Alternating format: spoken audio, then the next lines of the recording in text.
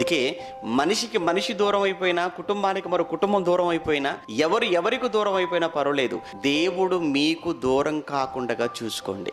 దేవుడు నాకు దూరం కాకూడదు, నాకు ఎవరు దూరం అయిపోయినా పర్వాలేదు, కానీ నాకు దేవుడి దగ్గరగా ఉండాలి.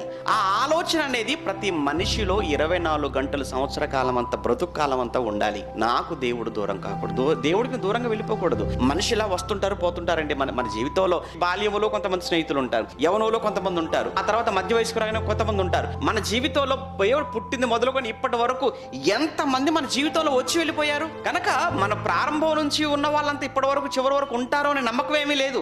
మనిషి అన్న తర్వాత తన జీవితంలో పరిచయాలు ఎంతో మంది వస్తూ వెళ్ళిపోతూ ఉంటారు. అవసరానికి వస్తుంటారు, వెళ్ళిపోతుంటారు, అవసరానికి వస్తుంటారు, వెళ్ళిపోతుంటారు. కనుక మన జీవితంలో వచ్చి వెళ్ళిపోయే వాళ్ళ కోసం కదా మనం ఆలోచించవలసింది. దేవుడి కొరకు ఆలోచించాలి. దేవుడు నాకు దూరం అయిపోయాడా, దేవుడు నాకు దూరం అయ్యాడా, దేవుడు నాకు దూరం అయ్యాడా, లేదా నేను దేవునికి దూరం అయిపోయానా అనేటువంటి ఆలోచనతోనే మనం ఉండాలండి.